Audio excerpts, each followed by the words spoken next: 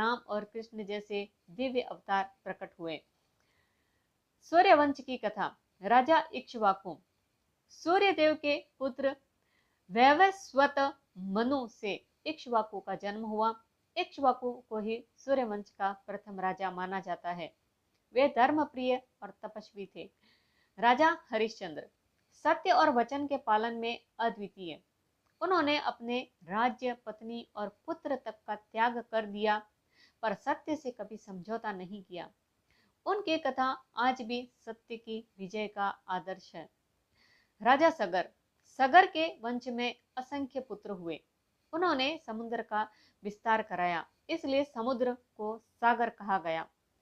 सगर के वंशजों में से ही भगीरथ हुए, जिन्होंने गंगा जी को पृथ्वी पर अवतरित कराया। राजा भगीरथ और गंगा अवतरण। राजा भगीरथ ने कठोर तपस्या कर गंगा जी को स्वर्ग से पृथ्वी पर उतारा। भगीरथ के पूर्वज कपिल मुनि के श्राप से भस्म हो गए थे।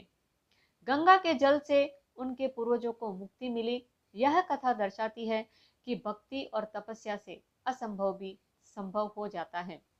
भगवान श्री राम का वंश। सूर्य वंश में आगे चलकर अयोध्या के राजाओं की वंशावली आती है। इसी वंश में महाराज दशरथ हुए, जिनसे भगवान श्री राम का जन्म हुआ।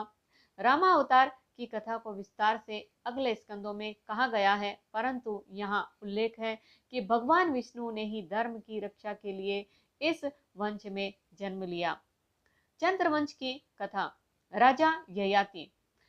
चंद्रवंश के सबसे प्रसिद्ध राजा ययाति का प्रसंग अत्यंत शिक्षाप्रद है।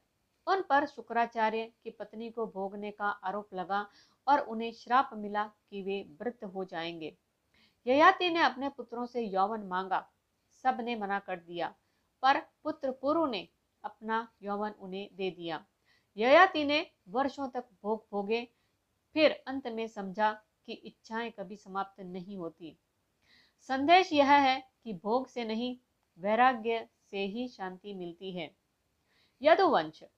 चंद्रवंश से ही यदु का वंश चला। इसी वंश में आगे चलकर भगवान श्री कृष्ण का प्राकट्य हुआ। यहाँ केवल वंश का उल्लेख है, विस्तार 10वें स्कंद में मिलेगा। ऋषि मुनियों की कथाएं। ऋषि अम्बरीश। राजा अम्बरीश परम भक्त थे। वे हर एक कर्म को भगवान विष्णु को समर्पित करके करते थे।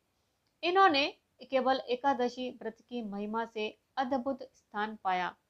कथा है कि दुर्वासा ऋषि इनके तप से जले और इन्हें श्राप देना